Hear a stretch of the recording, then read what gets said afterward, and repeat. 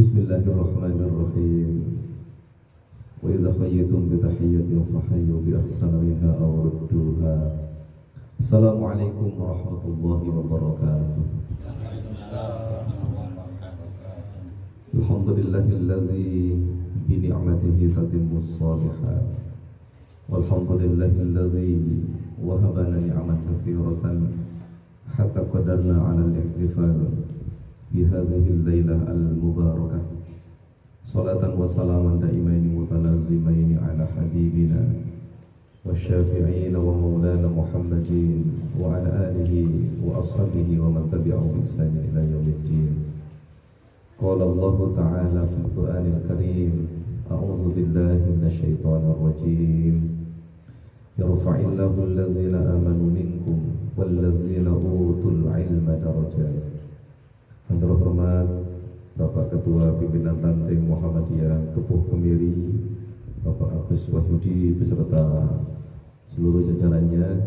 Yang terhormat Bapak Shahibul Bait, Bapak Harsono sekeluarga, serta seluruh jamaah yang hadir dalam kajian rutin bulanan Pimpinan Ranting Muhammadiyah Kepuh Kemiri yang senantiasa dirahmati Allah Subhanahu wa taala.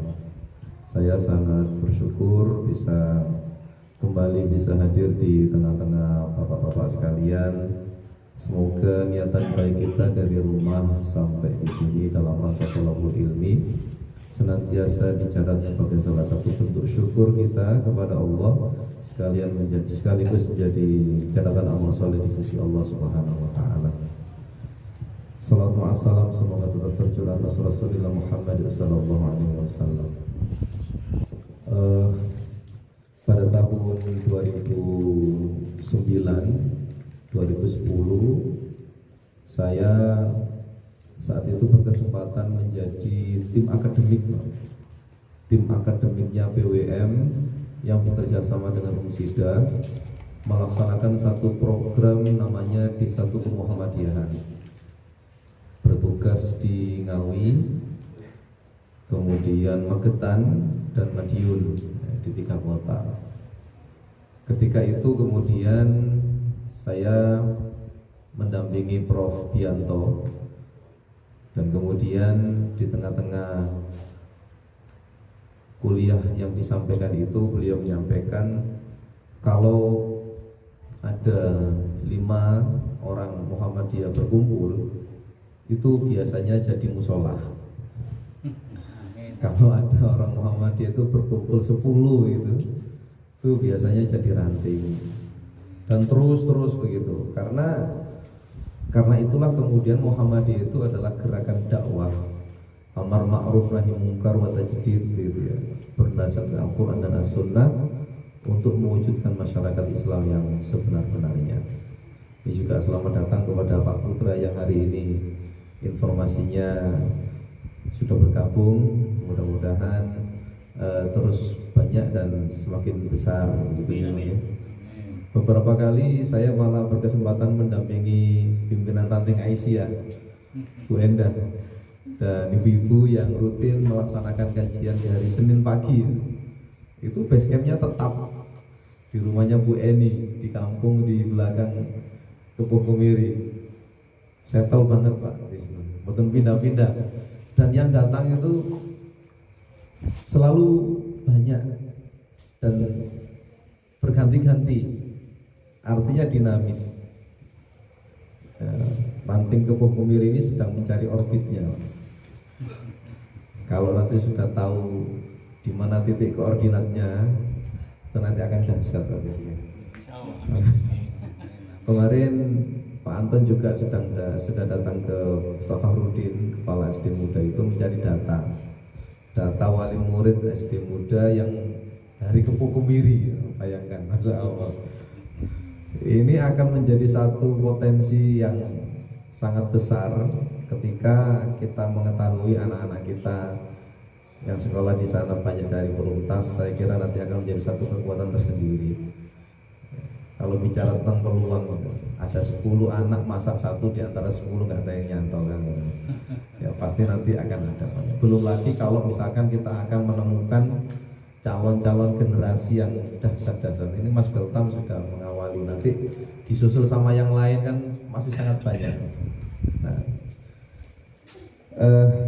semoga sebagaimana janji Allah dalam surat Muhammad ayat 7 itu, ya ayyuhalladzina amanu in tansurullaha yansurkum wa yutsabbit aqdamakum. Bahwa ketika Allah memanggil orang-orang yang beriman kemudian memberikan semangat, ketika kita menolong agama Allah, bersungguh-sungguh di atasnya, maka pertolongan Allah akan segera datang. Sebagaimana himmah yang kuat. Kalau giroh itu saya bedakan dengan himmah. Kalau giroh itu semangat, tapi nilai semangatnya itu kemudian masih tidak sekuat himmah. Maka himmatul ulia itu merupakan sebuah spirit keinginan yang spiritnya itu tidak pernah padam, terus selalu berproses, lalu berprogres. Seperti hari ini sudah diamati oleh Pak Ketua itu bahwa kajian silaturahim dari rumah ke rumah itu bagus, tapi himmahnya itu lebih tinggi lagi. Ada satu tempat yang kemudian settle dan permanen, yang mungkin bisa tidak hanya dipakai untuk kajian, tapi untuk operasional, untuk memikirkan rapat sewaktu-waktu. Itu saya kira akan lebih dahsyat lagi. Nah, itu adalah sebuah proses yang disebut dengan himmah. Nah, mudah-mudahan himmahnya yang dimiliki oleh Kempu Kemiri ini akan diberikan kemudahan oleh Allah Subhanahu wa taala. Nah, malam ini saya sengaja mengambil satu materi yang saya ambil dari hadis arba'in. Jadi duki ini dari khas An Abi Dzarrin Jundub bin Junadah wa Abi Abdurrahman Mu'adz bin Jabal radhiyallahu anhuma an Rasulillah sallallahu alaihi wasallam qala ittaqillaha haitsu ma kunta wa atbi'is sayyi'atal hasanata tamhuha wa khaliqin nas bi khuluqin hasanin rawahu Tirmizi wa qala hadis hasan wa fi ba'dhi nusakh hasan sahih. Nah, ini hadis masyhur. Ini hadis masyhur, Pak. Kalau nomor hadisnya memang tidak tertera, tapi di sini sahihnya di Tirmizi itu 1987. Ahmad itu 153/5. Daromi banyak Pak yang meriwayatkan, Hakim dan sebagainya. Nah, Assalamualaikum. Ini saya kenal jaketnya ini. Jalan pulang dari rumah sakit. Insyaallah. Semoga udah sembuh. Keliru. Dilanjutkan sebentar lagi. Sampai sini kita tutup, Pak. Mulia nih.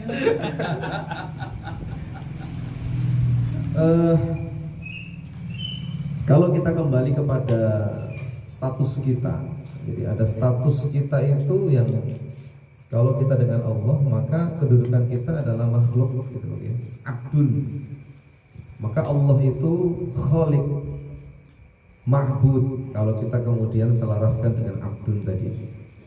Nah, di situ kemudian Muhammadiyah memahami bahwa ketika seorang hamba yang berurusan dengan Allah ini sudah tuntas, maka sesungguhnya tugasnya di dunia belumlah selesai. Maknanya kalau hubungan secara vertikal atau hablum minallah ini kita sudah tuntas Pak, ya, masing-masing kita, maka Muhammadiyah memandang itu belum selesai. Maka ada ayat unggulan itu kan dalam Quran surat Ali Imran ayat 104 itu. A'udzubillahi minasyaitonirrajim. Wal takum minkum ummatun yad'una ilal khair wa ya'muruna bil ma'ruf wa yanhauna 'anil munkar wa ulaika humul muflihun. Jadi menjadi orang solih saja belum selesai. Sebelum kita meningkatkannya menjadi muslih, menjadi orang baik itu belum tuntas, belum selesai. Sebelum meningkatkan kapasitas kita menjadi orang yang mengajak ke dalam kebaikan. Kalau orang baik itu Pak berarti harusnya tuntas dengan dirinya sendiri. Ngapain saya harus mikirin orang? Kan saya sudah selesai. Waktunya azan, sholat. Waktunya puasa Ramadan, puasa. Tapi kemudian tidak melihat kanan kiri, itu belum selesai namanya. Makanya harus ada titik keseimbangan antara hablum minallah dan hablum minan nas. Nah, dalam hadis ini itu kompleks. Ittaqillaha haitsu ma kunta itu kemudian lebih mengarahkan kita kepada hubungan hablum minallah. Yang ketika Ali bin Abi Thalib ditanya ya tentang definisi takwa, wasu'ila Ali bin Abi Thalib karramallahu taala wajhahu anit taqwa. Jadi suatu ketika Ali bin Abi Thalib karramallahu wajhahu itu ditanya tentang definisi takwa. Faqala, maka kemudian Ali menjawab, hiyal khaufu minal jalil wal amalu bit tanzil wal qana'atu bil qalil wal isti'dadu li yaumir rahil. Bahwa ketika Ali ditanya lalu menyampaikan definisi takwa itu ada beberapa hal. Yang pertama adalah al khaufu minal jalil. Membentuk pribadi bertakwa ini kemudian prinsip dasarnya adalah takut kepada zat yang maha perkasa. Ya. Takut ini kemudian kalau kita tarik kepada perintah, maka takut kalau dirinya tidak bisa menjalankan perintah. Kalau kita takut ini kita tarik kepada larangan, maka dirinya takut kalau larangannya ini tidak bisa ditinggalkan. Nah, itulah kemudian spirit yang dimiliki seorang mukmin ketika bicara tentang takwa, maka merujuk kepada Ali bin Abi Thalib. Al khaufu minal jalil ini menjadi penting. Bukan kok kemudian orang yang perkasa, orang yang kuat itu orang yang tidak takut kepada apapun. Oh, enggak. Kita ini kemudian takut kepada Allah itu karena memang menyadari bahwa diri kita ini betul-betul lemah. Oleh karenanya semoga dengan perintah yang Allah berikan kita bisa jalankan dengan maksimal, mastatokna, semampu kita. Ketika kita kemudian dilarang oleh Allah, kita betul-betul bisa menjauhinya dengan sekuat tenaga. Nah, tidak hanya itu, kemudian Ali bin Abi Thalib melanjutkan wal amalu bitanzil. Ya, ada upaya, ada buah, ada proses perbuatan yang dikerjakan. Jadi bertakwa itu kemudian selain ada rasa takut yang kuat, itu diiringi dengan amal solih. Nah, hari ini Bapak-bapak hadir di kajian ini sebagaimana sabda Rasul dalam hadis riwayat Muslim itu, wa majtama'a qaumun fi baitin min buyutillah yatluna kitaballah wa yatadarasuna bainahum illa nazalat alaihimus sakinah wa ghasyiyatuhumur rahmah wa hafathumul malaika wa dzakarallahu fi man indah. Jadi ketika ada beberapa orang yang berkumpul di rumah-rumah Allah, lalu mereka membaca Al-Quran, lalu mempelajarinya, ada 4 hal yang Allah turunkan. Illa nazalat alaihimus sakinah, maka Allah akan datangkan ketenangan. Wa ghasyiyatuhumur rahmah, akan diliputi dengan rahmat.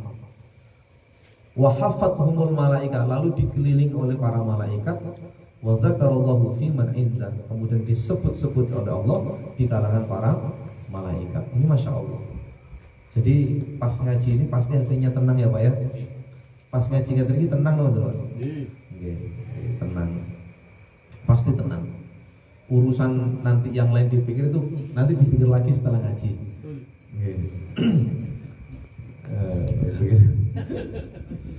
Jadi ayo kita berfastabiqul khairat Pak ya. Mari kita berfastabiqul khairat dengan apapun prestasi dan kondisi kita hari ini. Oleh karenanya berjamaah itu menjadi penting sekali. Kadang-kadang ketika imannya kendor, yang lain narik Pak ya, yang lain narik. Ayo kemana kok nggak hadir? Tadinya mau tiduran, didatangi, disusul Pak, dijemput, berangkat. Jadi ngelesnya itu nggak jadi karena dijemput. Mau rebahan, ditelepon gitu. Kemana kok nggak datang? Udah mau dimulai ini. Oh ya, berangkat gitu. Dan sebagainya. Itulah kemudian spirit yang diberikan. Wal amalu bitanzilin jadi penting. Dan seorang muslim yang baik itu tidak harus puas dengan amal soleh yang sudah dikerjakan sendirian. sebelum kemudian bisa mengajak yang lainnya.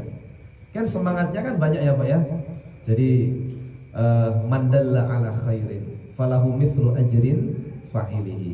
Barang siapa yang menunjukkan satu kebaikan, maka dia akan mendapatkan kebaikan yang sama sebagaimana orang lain yang ditunjukkan atas kebaikan itu.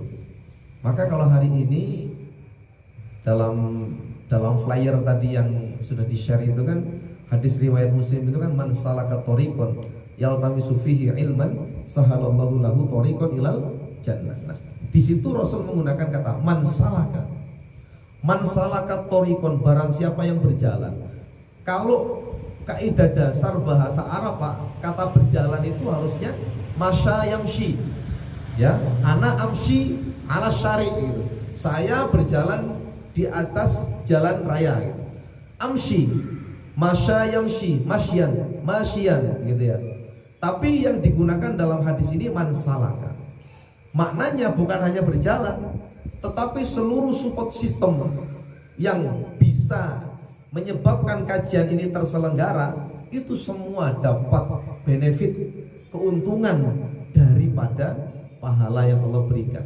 Maka Pak Harsono yang hari ini menjadi tuan rumah itu, yang ngundang, yang kemarin Pak Anton ngundang saya hadir di sini, panjenengan yang WA teman-teman ini, sampai yang menyiapkan karpet, menyiapkan sound system ini dapat semua. Kalau biasanya kita MLM, multi level marketing gitu Pak, ada upline, ada downline, ya Pak ya. Ya, kalau yang mengerjakan downline maka upline-nya dapat secara otomatis. Kita pun ngaji demikian. Jadi man salaka thoriqan yaltamisu fihi ilman sahalallahu lahu thoriqan ilal jannah. Maka kita yang kemudian seperangkat ini nanti akan bisa dimudahkan jalan menuju surga Allah Subhanahu wa taala. Maka mari kita berfastabiqul khairat, ada yang loyo, ayo kita tarik ya, kita motivasi. Ya sesekali sebelum ngaji diajak mampir Pak Prato, mampir tempat bakso pundi lah, nah gitu. Mampir dulu bakso, setelah itu ngaji lagi, kan enak Pak. Ya, habis ini, maksud saya habis ini Pak Anton. Halus. Saya lanjutkan Pak. Nih, takwa itu maknanya menurut ahli juga wal qanaatu bil qalil. Merasa cukup dengan sesuatu meskipun itu sedikit. Ya kadang-kadang kalau kita ini merasa cukup kalau sudah banyak ya Pak ya. Merasa cukup kalau sudah banyak. Ini kira-kira kalau misalkan ada orang yang diuji oleh Allah dengan kelebihan sama kekurangan, lebih enak mana Pak? Posisi kita ini enak kekurangan atau enak kelebihan Pak? Cukup Pak ya. Nah ini nggak ada pilihan itu. A, kelebihan, B, kekurangan, C, betul semua. Tidak semua orang itu kemudian bisa lulus Pak ketika diuji dengan kekurangan. Pun demikian tidak semua orang itu kemudian lulus ketika diuji dengan kelebihan. Tapi ada orang yang kemudian lulus dengan kekurangan, ada pula orang yang lulus dengan kelebihan. Masing-masing sudah ada contoh. Ya.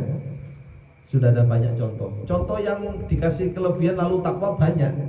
Contoh Abdurrahman bin Auf, Salman Al-Farisi, kemudian Utsman bin Affan. Itu kalau semakin dikasih kekayaan, kekayaannya ini kemudian hanya dipandang sebagai sebelah mata, diletakkan di bawah kakinya. Ya, sampai kemudian kalau kita kembali kepada tarikhul Islam itu, bahwa ketika periode awal Rasul hijrah ke Madinah, kan Abdurrahman bin Auf itu kan datang dari Madinah yang sisi sebelah utara. Itu yang Madinah saat itu rumputnya hijau gitu Pak ya. Pokoknya daerahnya subur Pak. Kenapa kemudian Rasul hijrah ke Madinah justru ke sebelah selatan, Madinah Selatan. Yang hari ini dibangun Masjid Nabawi itu Madinah yang mana Pak? Selatan atau utara? Pokoknya Madinah gitu Bang ya. Ya, pokoknya Madinah. Itu ternyata selatan yang dulu tandus. Justru di situ kemudian tumbuh kurma terbaik ya di dunia. Namanya kurma Satya namanya. Oh, ya agak Satya ya. Ya, jadi nah Ada pula kemudian Salman Al-Farisi, kemudian ada Utsman bin Affan. Kaya Pak, semakin kaya semakin takwa, semakin kaya semakin takwa. Dan di sekitaran kita juga banyak. Ya, bapak-bapak kita lihat Pak, sekitaran kita. Oh, semakin kaya semakin dermawan, semakin tidak habis hartanya. Ada yang kemudian miskin, kekurangan, taatnya Masya Allah. Contohnya Sa'laban. Betul nggak Pak? Sa'laban. Ketika diuji dengan kemiskinan, kekurangan, Masya Allah taatnya itu hampir sholat 5 waktu meskipun bajunya gantian sama istrinya, itu nggak pernah ketinggalan sholat jamaah. Tapi begitu kemudian dikasih kelebihan, sudah lupa, jauh dari Allah. Okay? Semakin lama semakin jauh dari Allah. Nah, semakin nggak taat. Nah, semoga kita ini Pak, balance Pak, dunia dan akhirat kita nih jadi yang berkecupan tadi kata Pak Cahyo tadi ya. Nah, panggilannya di sini Pak. Ya yo. Pak Yayo. Oh. Ya yo. Ya iya. Wal qanaatu bil qalil. Semoga dengan yang sudah dikaruniakan Allah kepada kita bisa kita syukuri, lalu rumusnya akan ditambah. Kalau kemudian dikasih lalu kufur, rumusnya adalah disiksa. Itu ada dalam Quran surat Ibrahim ayat 7. Nah, kemudian orang bertakwa itu memiliki sikap wal isti'dad liyaumir rahil, memiliki bekal, persiapan menghadapi hari akhir, hari kiamat. Ini kira-kira jamaah Muhammadiyah Kebo Kemiri ini bekalnya udah banyak belum Pak ya? Sama Pak Dani ini ketua cabang ini, pimpinan cabang kita. Sudah banyak belum Pak ya? Belum. Padahal yang boleh masuk surga itu yang bekalnya sudah banyak. Berarti belum bisa masuk surga nih Pak ya? Belum. Jauh. Nah, baik. Paling tidak al-isti'dad liyaumir rahil ini Allah sampaikan dalam Quran surat Al-Hasyr ayat 18. A'udzubillahi minasyaitonir rajim. Ya ayyuhalladzina amanu taqullaha wal tanzur nafsum ma qaddamat lighad wattaqullaha innallaha khabirum bima ta'malun. Wahai orang-orang yang beriman, bertakwalah kepada Allah dan hendaknya setiap diri memperhatikan apa yang sudah ia siapkan untuk bekal kembali kepada Allah Subhanahu wa taala. Bertakwalah, sesungguhnya Allah Maha alim, innallaha khabirun bima ta'malun. Maha teliti atas apa yang kita kerjakan. Nah, ini kan ngaji begini ini kan dalam rangka apa? Al-isti'dad. Ngaji begini ini dalam rangka mempersiapkan diri menyambut datangnya hari kiamat. Ada bekal yang betul-betul dipersiapkan. Kadang-kadang orang itu kalau bepergian jauh Pak, tanpa bekal itu kan penuh nekat Pak ya, itu namanya Pak ya. Ya kalau di sana ada orang dalam, ya ada people in gitu, enak. Ya kalau kita nggak punya orang dalam kan nggak bisa. Nah sementara nanti di akhirat nggak ada orang dalam Pak, ya nggak ada orang dalam. Dekengan pusat bukan enten Pak. Sinten dekengan pusat deh. Malaikat. Oh malaikat.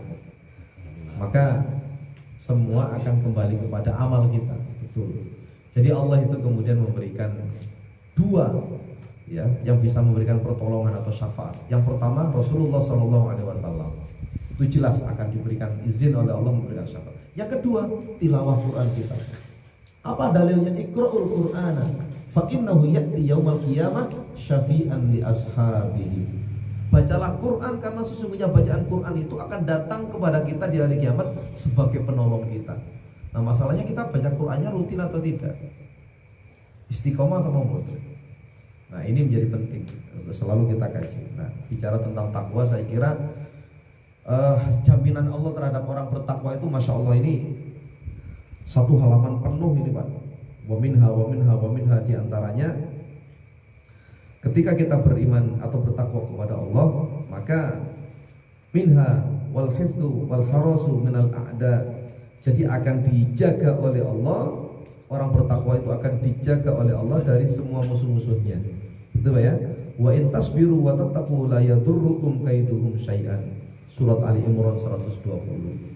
Bahwa ketika kita ini bertakwa, maka kita akan dijaga oleh Allah dari musuh-musuh kita. Ya, banyak kemudian. Di antaranya ada Allah turunkan mahabbah, dicintai oleh Allah Subhanahu wa taala.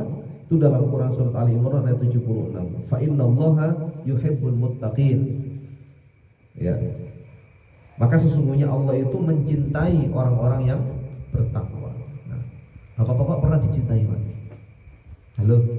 Atau bapak-bapak pernah mencintai? Masa sudah menikah belum pernah mencintai, Pak? Apa sudah lupa dicintai? Karena sudah saking lamanya. Bahwa ketika kita itu mencintai seseorang, maka dalam diri kita ini kemudian ada satu prinsip, apapun akan aku korbankan untuk orang yang aku cintai. Nah, bagaimana kemudian dengan Allah yang mencintai orang-orang yang bertakwa? Maka bisa jadi apapun yang menjadi keinginannya akan dipenuhi oleh Allah Subhanahu wa taala. Tinggal kesabaran kita saja, bagaimana menunggu momentum yang paling tepat, yang terbaik menurut Allah Subhanahu wa taala. Betul ya, Pak ya? Bapak-bapak, saya kira dalam kehidupan ini sudah terlalu kenyang makan ayam goreng, asam garam kehidupan, sehingga kadang-kadang tidak sesuai dengan ekspektasi, tapi itu yang terbaik menurut Allah. Nah, itu akan menjadi baik menurut kita juga di kemudian hari dengan hikmah itu. Nah, maka mari kita berfastabiqul khairat untuk senantiasa bertakwa kepada Allah Subhanahu wa taala, karena hanya dengan takwa inilah kemudian kata Allah, wa tazawwadu fa inna khairaz zadid taqwa. Carilah bekal di muka bumi ini dan ketahuilah bekal yang terbaik itu adalah takwa. Dalam Quran surat Al-Hujurat ayat 13, di situ juga ada pernyataan, ya ayyuhan nas inna khalaqnakum min dzakarin aw untha wa ja'alnakum syu'uban wa qabaila lita'arafu inna akramakum indallahi atqakum. Ini sudah disebut berkali-kali oleh Allah Subhanahu wa taala dalam banyak ayat dalam Al-Qur'an. Nah, ini semoga Pak ya, kita ini menjadi orang-orang yang muttaqin. Amin Allahumma amin. Nah, kalau bapaknya sudah bertakwa, ini belum cukup kalau misalkan anaknya juga belum takwa. Maka harus satu paket, Pak. Hidup di dunia ini satu paket. Ya, keluarganya harus satu paket. Ada berita viral, Pak, di media sosial beberapa waktu yang lalu, mungkin belum satu hari atau ada seorang anak perempuan yang tega membunuh ibunya sendiri di Sukodono, Pak. Itu tidak jauh dari sini. Gara-gara HP. Dan kenapa kemudian walan tardo angkal yahud walan nasoro hatta tattabi'a millatahum, itu jelas. Yahudi Nasrani itu kemudian tidak akan begini, Pak, ketok pintu, you Muslim, ayo kita fighting, buatan. Tapi diserangnya kita itu dengan 3F ini yang sudah sering saya sampaikan. F yang pertama itu food, makanan. Saya kira di sekeliling kita ini ada ahli kesehatan, ya, Pak Ari ini. Ini adiknya Pak Ari Ginanjar. Ari. Jadi kalau menurut dunia medis sekarang, saya juga banyak mengikuti, banyak anak-anak usia remaja itu yang banyak cuci darah sekarang, gagal ginjal. Ya Pak ya? Ya. Sudah mengikuti media sosial Pak ya? Ya. Berapa anak kemudian yang matanya itu kemudian terjadi penyakit yang mengerikan. Itu terjadi karena tumpukan makanan-makanan yang tidak sehat, yang tidak sedang dibutuhkan oleh tubuh, tapi itu menjadi tren masa kini, tren terkini anak muda. Betul Pak ya? Kalau fast food, junk food hari ini, Masya Allah, begitu disambelno terong Pak, melayu gitu. Rene sarapan sambal terong, ditulok tok karo arek-arek. Dikepel-pel nolan tuh kali pantan iki. Melayu Pak saat ini. Betul Pak ya? Masya Allah. Belum lagi kalau misalkan kita punya anak-anak yang usia-usia kuliah. Ada yang punya anak kuliah Pak? Lalu ngekos? Nah ini bagus nih. Ya. Makanan paling mudah dicari dan dimakan apa? Ya itu. Langsung. Ini nanti di sensor Pak Dani. Untuk kabeh soal sponsor ini. Tapi itu yang kemudian selalu dinikmati oleh anak-anak kita. Nah, lambat laun kemudian ya begitu. Olahraganya kurang, yang dimakan tidak sehat. Kan hari ini otomatis sontak generasi kita kan jarang gerak ya. Maka disebut dengan generasi mager. Iya Pak ya. Apa generasi mager itu? Males gerak, bahasanya gabut. Apa gabut Pak? Males itu gabut. Nasi kopi. Karena hari ini dunia dalam genggaman. Apa yang dibutuhkan ada. Mau game apa, tinggal ketik muncul. Mau traveling kemana, tinggal ketik nyampe. Butuh hiburan apa, tinggal ketik ada. Maka kedudukan kita yang hablum minannas nanti yang kita akan bahas itu sudah mulai tidak dihiraukan. Ada nggak ada teman, nggak masalah. Kalau dulu Pak ngapunten, saya dan sama panjenengan itu, kalau sendirian ke warung kopi itu rasanya ngapain sendirian ke warung kopi? Stres sekali. Wong sendirian kok ke warung kopi. Iya. Kalau sendirian itu nggak mungkin sampai ke warung kopi Pak. Dulu sebelum kita didampingi dengan sanak kerabat teman-teman kita, sepakat Pak ya? Karena butuhnya ngopi itu ngobrol. Sekali lagi saya ulang, butuhnya ngopi itu ngobrol. Tapi esensi ngopi hari ini itu beda dengan sekarang sama dulu itu beda. Nah kalau dulu kita ngopi pasti butuh teman ngobrol Pak. 1 jam 2 jam itu sudah selesai, obrolannya sudah habis. Tapi sekarang 3 jam 4 jam, bahkan mohon maaf saya sering isi kajian di waktu subuh Pak ya. Kayak misalkan saya akad pertama di Lumujud itu, sepanjang dari Krian ke Lumujud itu, Masya Allah. Kalau kita ini kan jam 3 baru bangun nih Pak Gus ya. Sholat yang mulai itu baru bangun Pak.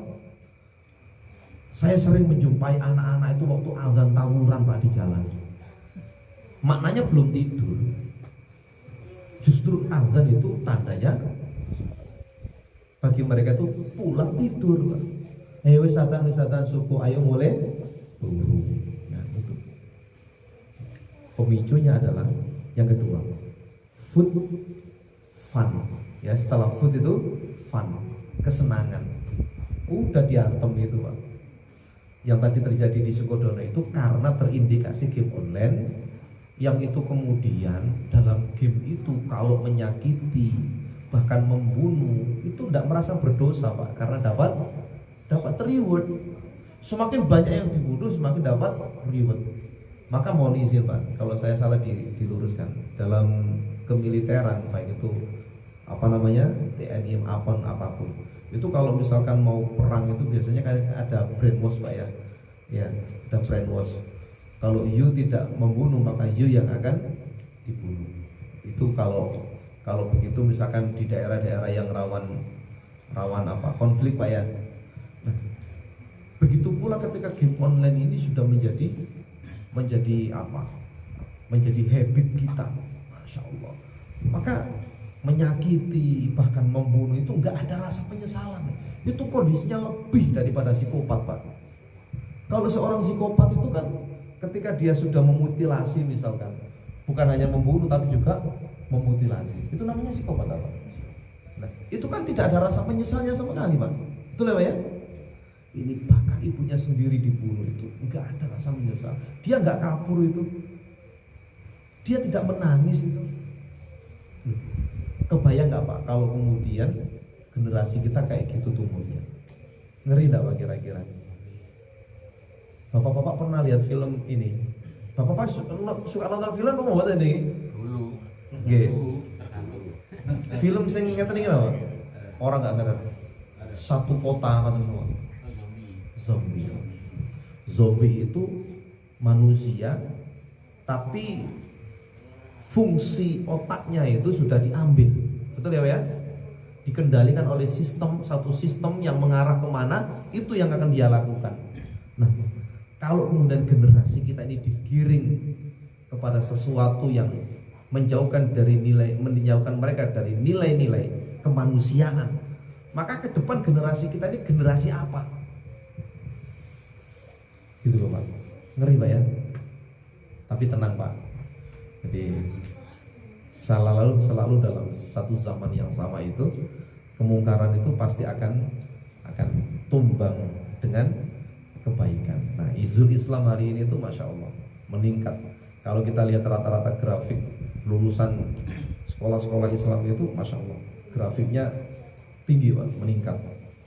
Nah, itu indikasi izul Islam itu akan kembali kepada kita Pak ya. F yang ketiga itu fashion Pak ya, fashion yang akan merusak ya. Jadi semoga fashion kalau di sini nggak ada mungkin fashion di Kebun nggak terlalu kuat. Tapi kalau fashion di perkotaan, wah itu banget kelihatan. Seperti mode pakaian, ya Pak ya, gaya hidup. Belum lagi yang beberapa waktu lalu sempat mencuat LGBT itu Pak ya. LGBT itu kan masuk dalam fashionable itu sebetulnya. Tapi kemudian ditarik dalam rangka hak asasi manusia, maka LGBT itu seakan-akan menjadi sesuatu yang legal ya, ini mengerikan sekali. Itu kaitannya dengan hablum minallah. Yang kemudian pesan Rasul yang kedua adalah wa atbi sayyi'atal hasanata tamhuha.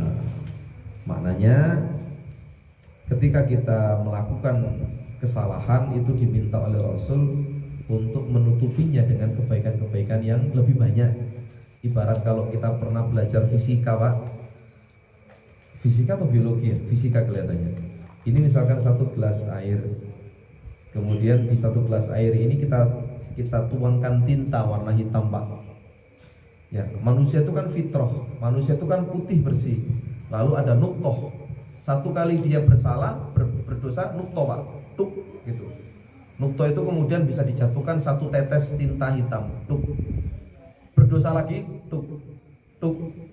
Makin lama makin apa warnanya Pak? Warnanya keruh, kemudian lama-lama jadi hitam. Nah pertanyaannya, kalau kita sudah hitam begitu, bagaimana cara membuatnya menjadi putih kembali?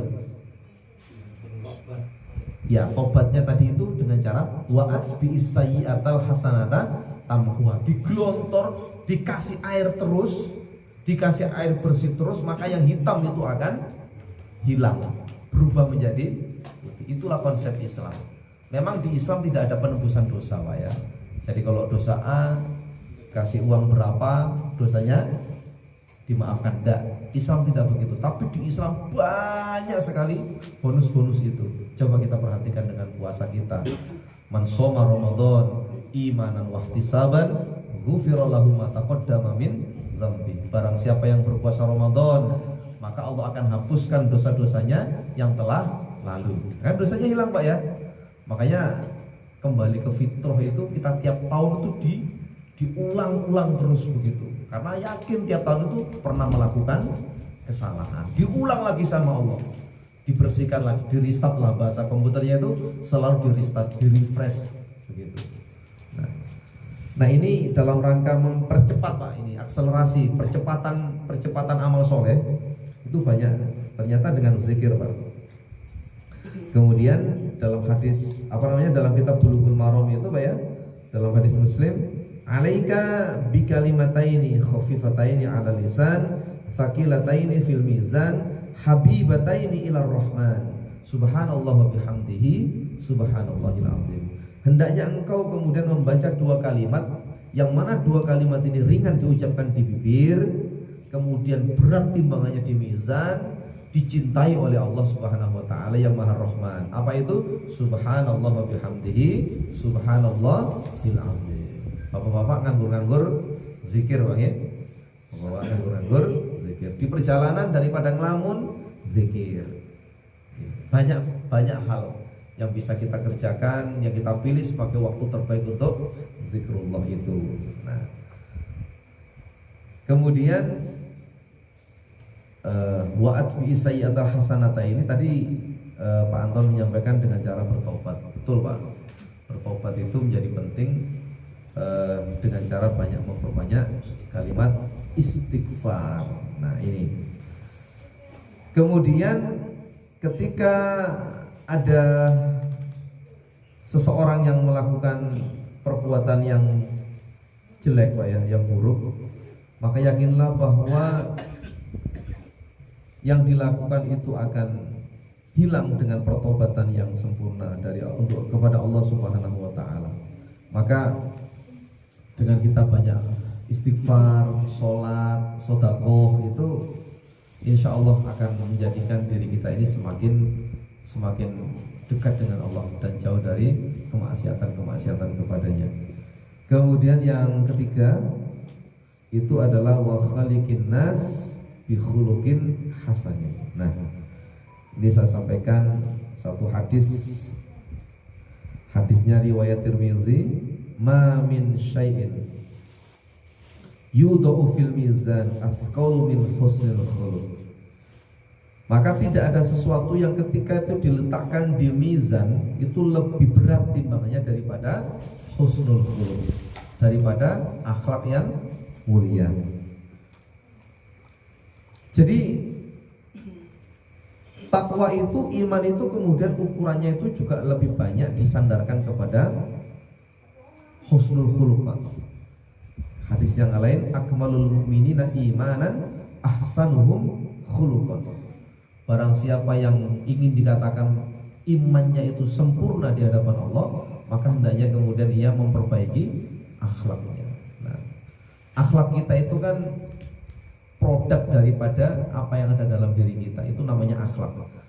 Cerminan diri kita itulah namanya akhlak. Nah, akhlak itu kemudian indikasinya dalam Islam itu dua. Pertama itu lisan, yang kedua adalah perbuatan. Jika kita ingin melihat bagaimana baik buruknya akhlak seseorang, maka cukup dilihat dengan dua perkara. Yang pertama adalah lisannya, yang kedua adalah perbuatannya.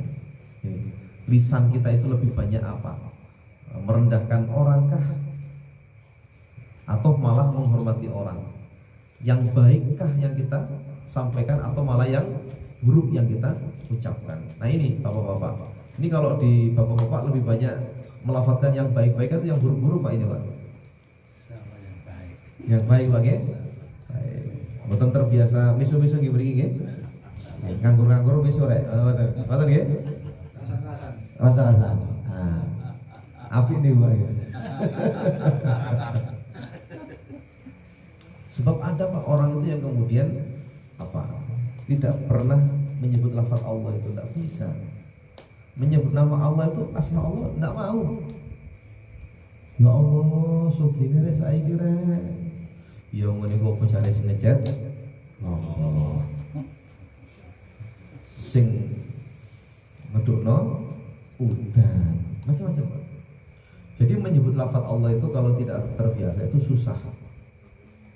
Maka ayo kita biasakan. Jadi itu.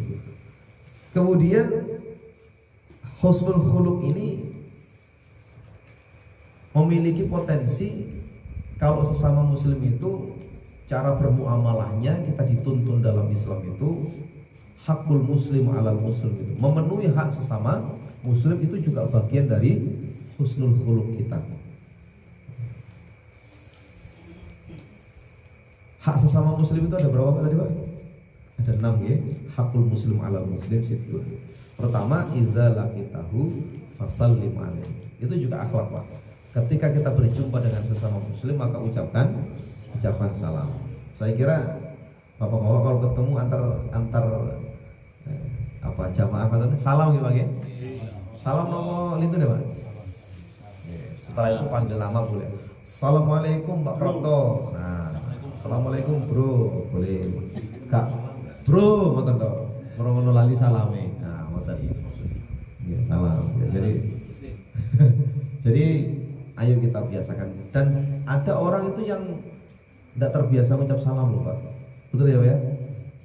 Jangankan bertemu, masuk rumah aja lo nggak salam. Sepakat? Ada nggak orang yang masuk rumah kemudian nyelonong ngoten mawon? Lapo ya salam omah-omahku dhewe. Meskipun itu rumah kita, ya kita ucapkan salam. Lapo? Ya nek nang wong liya salam. Omahku dhewe yo sak bebas ngomong omahku dhewe. Paling tidak kan kita memberi contoh sama anak kita. Mengucap salam. Jadi mengucap salam itu kalimat yang terbaik, Pak. Assalamualaikum warahmatullahi wabarakatuh. Jadi kalau kita mendengar salam orangnya itu assalamualaikum, jawabnya bisa sama, bisa lebih baik ditambahi waalaikumsalam warahmatullahi. Kalau yang salam assalamualaikum warahmatullahi, waalaikumsalam warahmatullahi wabarakatuh. Tapi salam kok betul sisan maksudnya ya. Ya itulah salam. Monggo. Yang kedua, wa idza da'aka fa'ajibhu. Ketika kita diundang maka hadirlah. Iki diundang Bu, itu mesti Bu. Maka undangan iki wali watul wis. Mari ngono Bu, wis gak Bu wis. Dan sebagainya. Atau pilih-pilih, Pak.